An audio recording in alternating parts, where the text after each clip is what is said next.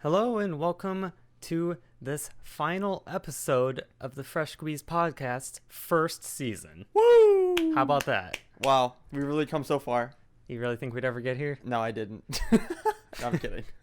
15 episodes in, we started out humbly. We started at the bottom, and now, we're making our way towards the top. I don't know if you're quoting Drake there for a second. Had to be a little humble. Oh, there you go. Okay. Be humble. Okay. Now he's Kendrick. All right. All right, everybody. So for this finale of our season here, we're going to have a bit of a mixed bag discussion. So what we're going to do is we got a couple topics that we wanted to cover that kind of relate to some previous episodes that we didn't get to cover. Yep. What we're going to do, we're going to discuss that, and then we're going to, towards the end, talk about the future of the podcast. Mm-hmm.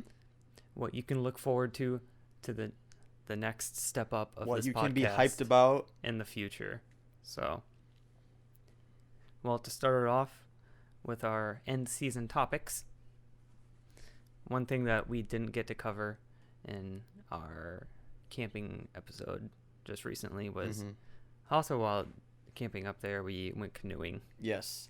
Now, unlike the other stories in our camping episode, this one isn't really like a tragedy or nothing bad happens. Nobody gets hurt, but it's just a funny story. So yeah, because most of our other stories was me getting hurt, people getting hurt or something, but it was almost disastrous. But yeah, it was actually kind of funny. Yeah, because what we did is we decided to. I guess this was kind of the first time me and you had ever gone canoeing. Yeah, we hadn't gone canoeing until this time in the trip. You know, it sounds like a pretty straightforward activity. You get in the boat and you row. It's not like it's white water or anything. No. It was just this, super chill, calm river up in Michigan. So it was, we had multiple family members in multiple boats. But in our boat, it was me, it was Jeremy, and our friend David. Yes. And so we get going. We get all set up. Now, I don't remember, because I know we swapped later after we stopped and had lunch. Because since there's three of us and only two people can row, I'm pretty sure it was you and David rowing it to start, and then I was in the middle. And you were in the middle. And then afterwards, remember, we swapped. Yeah. But okay. So yeah, Justin and David were in control. I'm pretty sure, and I was in the middle. Yeah. Sightseeing. Because the person in the front controls part of it, and then the person in the back is pivotal to it as well. That's how steering works. Yeah. Yes. Just want to make that clear. Because, as we're going along, twists and turns, you got to avoid rocks and branches. Yeah. Other boats. Yeah, and so, but, we're going fine. It might get a little bumpy sometimes. It might get a little bumpy, a little rocky. Get a little splash. It might get a little sideways sometimes. A little sideways. You're rocking a little bit. Do a little rocky back and forth. The trip had its ups and downs down the river, but I think the part that we remember the most is, I don't know what exactly caused it. But no, well, if you don't remember, I remember. So I think we were halfway through the canoe trip, I guess you could say, down this river, and we came to this one spot. Most of the river, the river was really wide, trees just up and down the sides. But there was one part of the river where it was really narrow, and the forest was more dense there. It wasn't rapids, but the water was had definitely picked up through there. Right. Okay. And I just remember we were going, and especially since it was so narrow, those lot of trees, we got stuck on something. Oh, and it kind of turned us sideways. Yeah. I think. And I think as we were trying to get ourselves unstuck, it obviously was rocking the boat really bad, and now I remember our mom and dad are in a canoe in front of us watching this all happen. Our aunt and uncle are behind us. Yeah. Our grandparents are behind us. Our other two cousins are behind us. Right. They're all watching the three of us try to get ourselves unstuck out of this little narrow passageway. And we tried, it was maybe just a couple minutes. We tried to get it, and then I just remember it was rocking back and forth, and then it rocked so far on one side, we and our entire family, everybody thought we were gonna tip, but it, like we were basically 90 we were degree basically angle. like horizontal, like with our ear about to touch the water. Yeah. It was nuts. And then literally, like, in a matter of seconds, our three brains became the unimind, and we all just, like, at the same time, just, like, jerked ourselves. We basically, like, threw ourselves the other way on to the other side of the canoe, so it leveled itself out. But I don't think we could have been closer to tipping over than we were then. Like, it was actually so close. And I just remember I remember, like, Mom, everybody was like, oh, and when they saw us like dodge over to the other side to, like, not and fall they're just in. like, wow, I don't know how you Yeah, recovered and then that. we got ourselves unstuck, so it worked out. But it was just kind of a hassle through there. I think that was the closest we'd ever gotten to actually falling in. Other than that, it was just kind of obviously some tips. No, not tips, but just, some wobbles here and there. Yeah. But That was our only big scare. yeah, I don't know how we were kind of freaking out.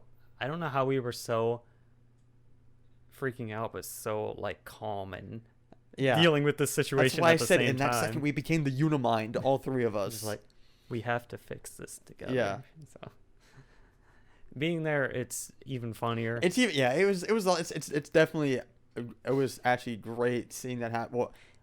Obviously being in the boat, but yeah, probably seeing that happen was probably even better. Because you hear us, watch out, Which log! is like, and I Turn left. And I now, if, like, I remember, like, our uncle and, like, basically our family, like, I was basically just, like, yelling the entire time. And I just remember that they always think that was so funny, because I was always just like, look out, there's a log in front of us. We're tipping over going, whoa! Yeah, so tensions were definitely high, but it was really funny and really fun. Yeah. But I'm glad we did it. yeah, we've done it a couple times. Thankfully, we've never tipped over.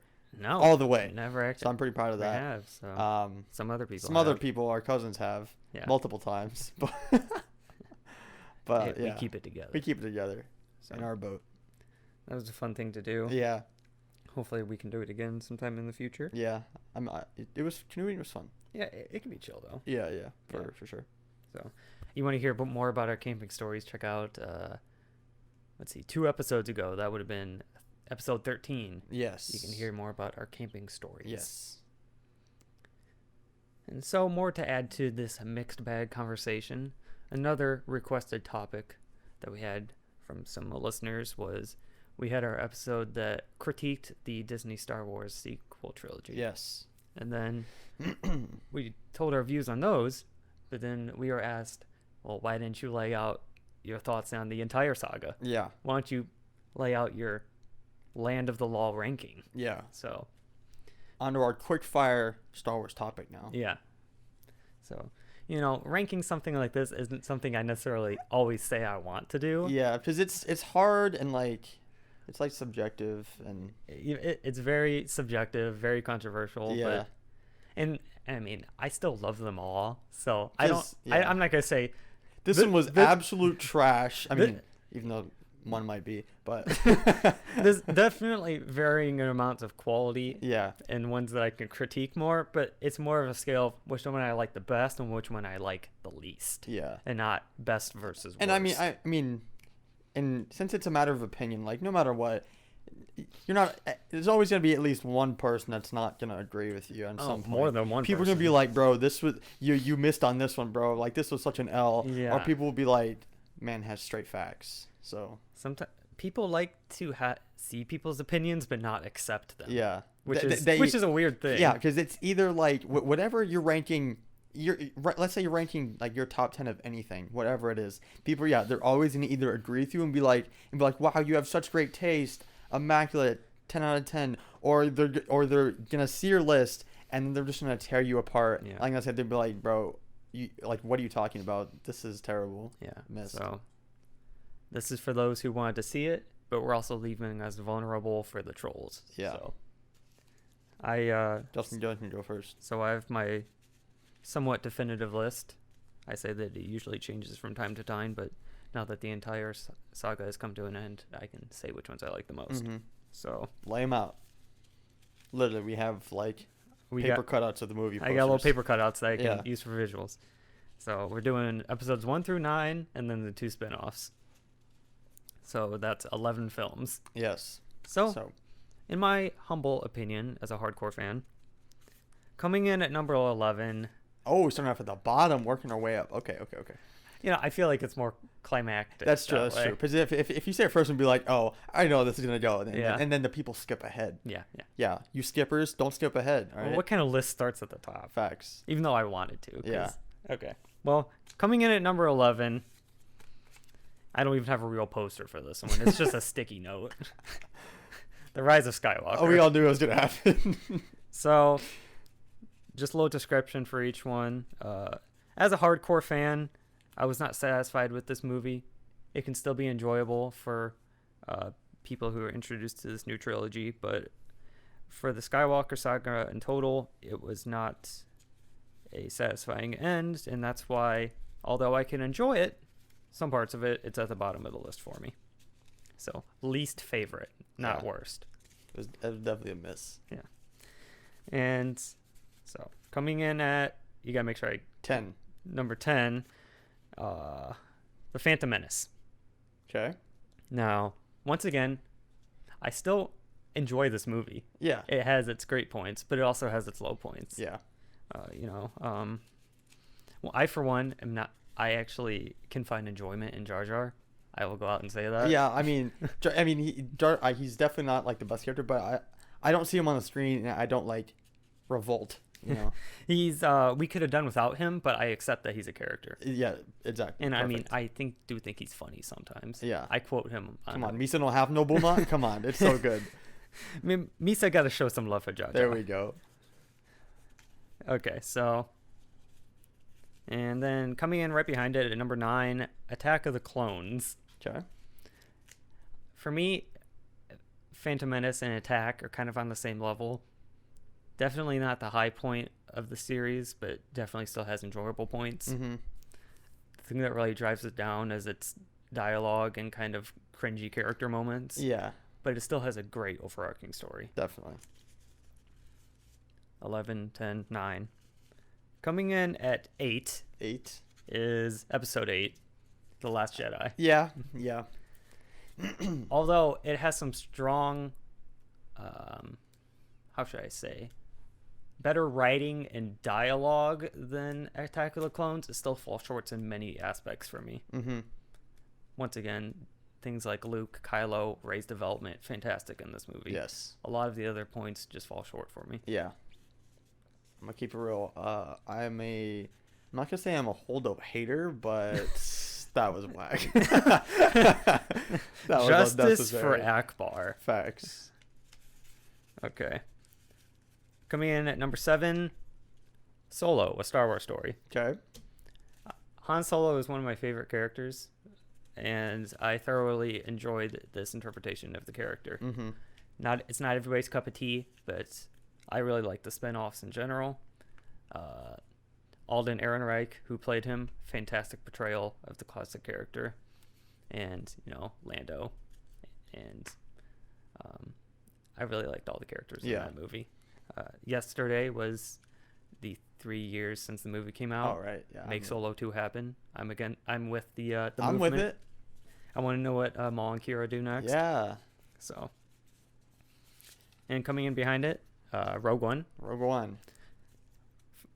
Super cool movie. I want to say it's a banger. Super banger. This is where it gets in. We're getting past mid tier, and these are the higher tier movies. Yeah. So is it 6? That's we're at 6. Okay. Great, in a way, a prequel to A New Hope. Yeah. Companion piece to it. I love it very much. Mm-hmm. And so now my top 5, which I probably feel the most passionate about. Yep. Which are like my firm top 5. Firm. Coming at number 5, The Force Awakens. I mean, so much potential that was there. Yeah. It was a great new start to the trilogy. I thoroughly enjoy it. Great new characters. Yeah. Great use of old characters. It's so enjoyable. I mean, the soundtrack is great. Yeah. But, okay, yeah. That's all I got to say about it. Yep. Potential. Coming in at number 4, the OG, Star Wars, A New Hope. It's the OG. I mean, it's the original. How can you hate on it? You know, it sets the bar for everything, but is then succeeded by greater things in the future. perfect way to put it. Top 3. Revenge of the Sith. Absolute gas. Okay, memes aside, it's a fantastic movie. Okay, no, even with the memes, it's still a great movie. I don't know what you're talking about. Yeah, like, this was the real conclusion to the Skywalker saga. Yeah. Honestly. This may have been George Lucas's magnum opus. Yeah. To be honest. Like, the culmination of a fantastic story. it's just a great movie. Yeah. Like, through and through. Come on. I love it. Come on. Battle of Heroes? Come on. Yeah, probably the best lightsaber battle ever. Yeah. And then, somewhat controversial, but I'm putting Empire Strikes Back at number 2. Empire is... This is how I feel about it. Empire is the best Star Wars movie, but it's not my favorite one. I respect that. I mean, the reveals, the writing, the comeback sequel. Yes. It's a masterpiece of filmmaking. Yeah. And coming in at my personal number 1, Return of the Jedi. I mean, how can you go wrong with Return of the Jedi? Let's be real. The Jabba's palace sequence, Endor, cute little Ewoks, the Vader-Luke battle at the end. So good. Absolutely love it. Another masterpiece of film. Nice. So that's how I feel about it. Let us know if you love it or you hate it. Yeah. I mean, I'm not trying to be a bandwagon, but I pretty much agree with probably most of your statements there. Do you think you got like a definite top 5 or ones you would rearrange? Or at least a few favorites? I don't know. I mean, I feel like, again, I'm not trying to just be like, yeah, I totally, but like, I feel like I do agree with you though. Like, I no matter what, I was gonna put I was gonna put Return of the Jedi as my number 1 because it's, like I said, it's just a great movie. And then, I mean, yeah, basically what you said, I agree with. So cool. I'm glad we're on the same. I mean, we're pretty much on the same page with it, which makes sense. Yeah. So yeah, I mean, we watch them all the time. I mean, it would almost be weird if we weren't on the same page. Yeah. So yeah. So that's... I have fulfilled my duty of giving out this list. If you feel like it, let us know which ones are your favorite. Yeah. Boom. And just like that, it's done. It's done. That's all I have to say. That's all he has to say. If you want to hear more about it, go listen to the Star Wars critique episode. Yes, we've got plenty of more info on that. Oh, should I do my real quick? Should I do my hot take that I told you the other day about what I said is the top 3 Star Wars character of all time? Or is not the time? I don't remember what you said. Remember we were watching Rebels.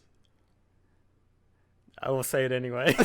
I don't remember what you said. What I said, I was like, no. I told Justin, I said no debate because Justin's taking me through Star Wars Rebels for the first time right now, and we were at the end of season 3. Yeah. And, no, we just finished season 2. Oh, season 2. And I look over at Justin mid-episode at the finale. I look over at Justin and I said, no debate, no nothing. You cannot hate me for this. I said, I think Darth Maul is top 3 best Star Wars characters of all time. Okay. Now, if you're fully caught up with Clone Wars and shows like Rebels and everything, then you'll know why. But I mean, if you haven't, then you'll probably be severely confused right now. Okay, I forgot you said that. That's a pretty it's a bold statement. It's a bold statement. I don't disagree with it. Yeah. Definitely top comeback characters ever. So, okay, cool. Done. Yeah, it's out there.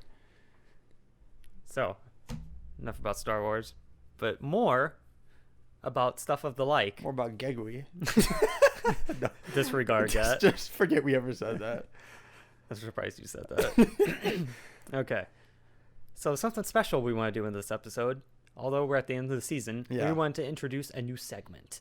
Leave it to us. Introducing a new segment on the final episode. It's a preview of next season. Of more segments to come. Yes. So we're calling this segment Culture Shock. There you go. Thoughts and reviews for everything new in pop culture. So what our idea of this is, every once in a while when we feel like it, we're going to give a bit of a rapid fire back and forth discussion about all the news that is happening in pop culture media Yep. today, with movies, TV, maybe music, Yeah. animation, all that. Yeah, kind and of like Justin stuff. said, we won't do this every episode, but maybe like I don't know, every couple episodes or once a month Yeah, or maybe once a whenever month. there's just like a good amount of news that we think that we want to talk about. Right. So we just wanted to try this a little bit and see if it works for future episodes. Yeah. So maybe we could start off. I mean, I'm always down to talk about Disney Plus Me and too. its content. Do a little bit of reviews of things that have been coming out, and I'll look to things that are going to be coming out in the near future. A couple of weeks ago, finished watching Falcon and the Winter Soldier. Yes. What a solid It entry. was great. It was great. So, great character development, powerful themes. Yeah, definitely a really great Marvel project, and I think we both agree it's the best one this year so far. Yeah, definitely the best thing Disney Plus has to offer besides Mandalorian. Yeah. And then right now we're watching the current Star Wars animated Bad Batch. Oh yes. Enjoying it so much. I love it so much, and like we said, just I said a couple minutes ago, if you're fully caught up with Clone Wars and you haven't started this yet, please start it. It's great. Yeah, definitely a great successor to the great Clone Wars. We get to follow this ragtag team, getting to see Hunter and Omega. Yeah, then you cannot be confused when we say Omega and Omega. Hunter. I love Omega. Yeah, She's literally the most wholesome she's a thing great ever. character. And if anything happens to her, I will off myself.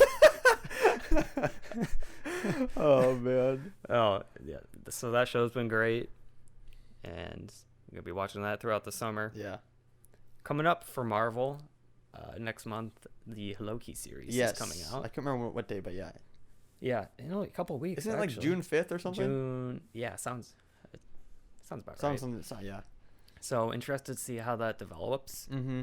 and then of course looking forward to Hawkeye later this year as well. Yeah. That's going to be great. Yeah, it's gonna be great. For many reasons. So that's enough about Disney Plus. Yeah. Check out those series if you have not. Let us know. Let us know what your favorite Disney Plus content has been lately. Something else on the movie production side of things. Yep. Last summer, and we're finally getting to see some set pics. So they are making a movie about the fantastic blockbuster video game franchise Uncharted. Yes. So last year they shot the movie starring Tom Holland as Nathan Drake, Mm-hmm. and they have Mark Wahlberg as his friend Sully. Yes. And we have some very Now, before we get into our opinions on the movie, if you've played them, you know what we're talking about. But Uncharted 4 is, as we've probably said in our episode about video games, is probably one of the best PlayStation, story games of all time. So Indeed. it definitely deserved something great like this. So, in theory, a movie like this sounds amazing. The game is already so cinematic. Because it's basically just like take some Indiana Jones vibes, Yeah. but Uncharted. Yeah. Because but the only problem is video game movies don't always have a great track record. No. Like this is very comparable to a couple years ago. They put out a movie for Tomb Raider. Yes. Which, with Alicia Vikander, As Lara Croft, yeah. which she did very well. Which, I don't remember what the public opinion was, but me and Justin, we thought it was good. Yeah, I liked her as Lara Croft. I felt she did good. her portrayal of the character was definitely the best part of it. But what I would have to say about it, I enjoyed it. It definitely was not terrible, but it also wasn't terrific. No. It was kind of average still. Yeah, though. because if you haven't seen it, it was based off the 2015 Tomb Raider game. So it was kind of like almost like, because that game was kind of like a soft reboot of the Tomb Raider franchise. So that's kind of what it was based off. But now obviously they couldn't base the entire movie scene for scene off the game, because based off sequences that happened in the game would have been kind of hard to portray that in a movie, so they kind of had to adapt it a little bit, which I feel like was partially some of the downfall of the movie. They had to. I don't want to say they dumbed it down, but they definitely made it a lot more simple. They had to make it more realistic, which in terms of video games, usually isn't as good because, you know, we all play video games because they're wild, they're crazy, they're fun, you know. Most of the time, it's not really realistic things happening. Yeah. So, although it was enjoyable, the video game is still much better. yeah. So, in the case of Uncharted, I feel very passionate about this, and I still want to talk about it in depth in a future episode next season. Yeah. But I think your assessment of the most recent press image was very fitting. What did you remember what you said about it? Yeah, I told Justin. So when we saw this image of, you know, of Tom Holland and Mark Wahlberg, it looked like they were, I don't know if they were like in a cave or if they were like a museum or something. I don't remember what the setting was. And it was just, you know, some like it was just like them like looking around type shot, you know, him, you know, Tom Holland with a flashlight. And I looked at it and I told Justin, I was like, I mean, there's nothing inherently wrong about this photo, but if I were to show this to Justin without, you know, any knowledge of the Uncharted movie, Justin would not be able to look at me and say, "Oh yeah, that's Nathan Drake and that's Sully," because I mean, granted, if you know the game, the character Sully, older guy in the game usually, but he has this distinct big like bushy mustache. They are going for like more of a younger story. Yeah, but still, I told Justin, I was like, you know, I see him, but even in the flashback scenes, I'm pretty sure he had the mustache when he was younger. True. Yeah. And so I was like, I looked at Mark Wahlberg and I was just like, I mean, he just looks, you know, this is just Mark Wahlberg, you know, and this is just Tom Holland. Just like they didn't look anything different, special. It was just the two of them in a movie together. Yeah. And if I told Justin, you'd just be like, oh yeah, that's that new Tom Holland and Mark Wahlberg movie. Just, you know, kind of like adventure movie, you know, like without it ever being Uncharted, you know. But I mean, the first press image of Tom Holland on set, he was in the traditional outfit. Yeah.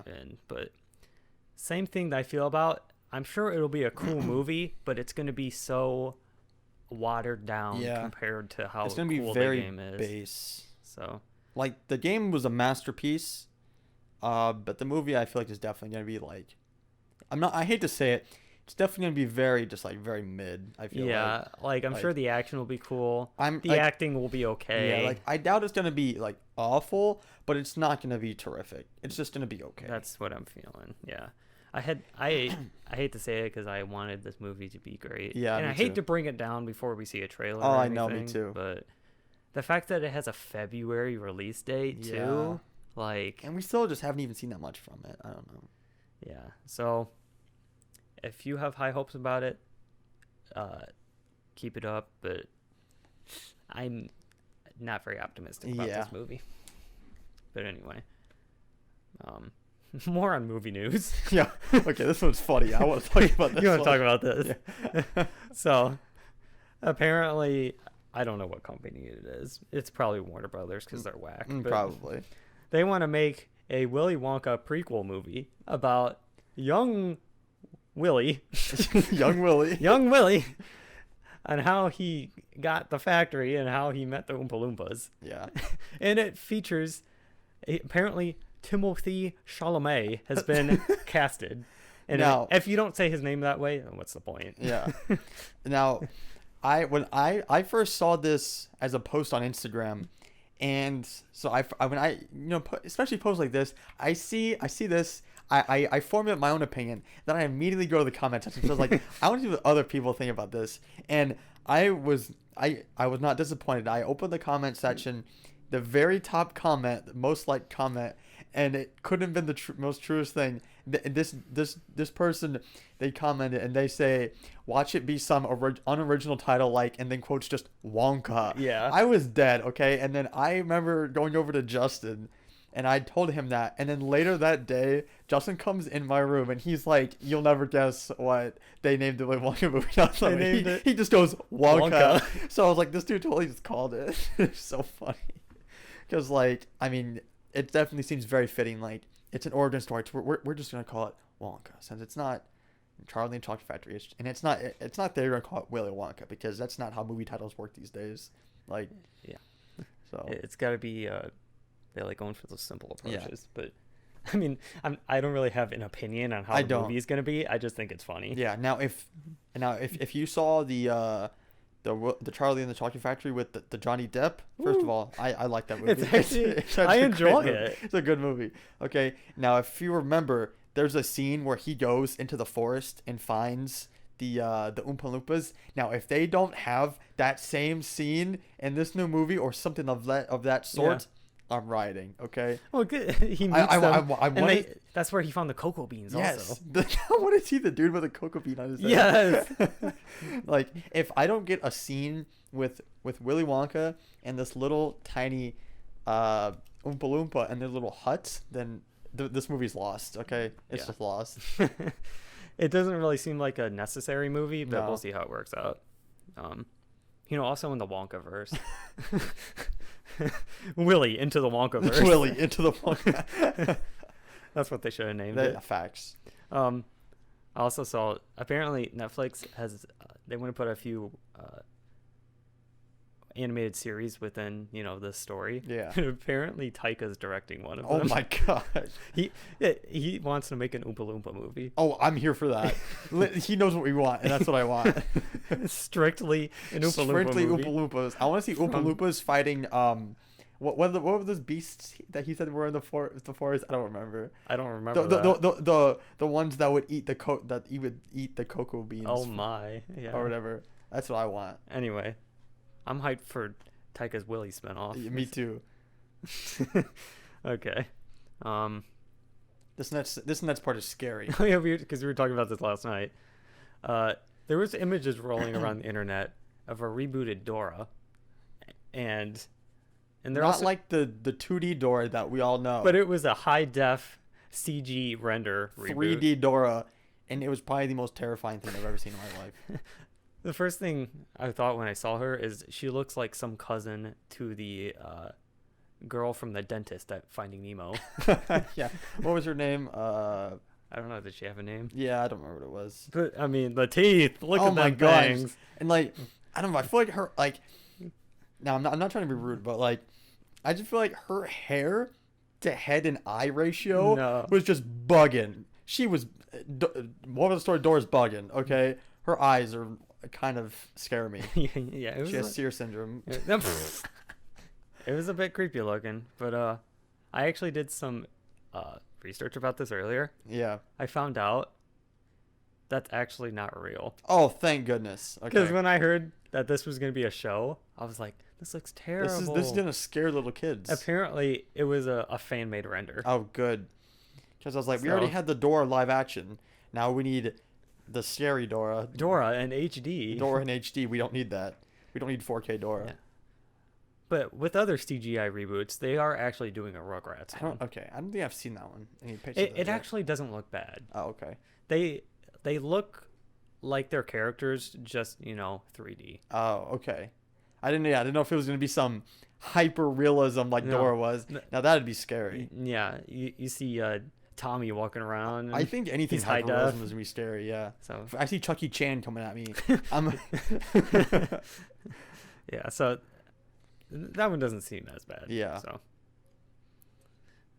okay, so that was a nice discussion to wrap up some pop culture from the week in our new segment of Culture Shock. Culture shock. We need to have some cool intro. Where it's Have like, some sort of like lightning strikes or something. Yeah, have some cool force. Culture shock. Yeah.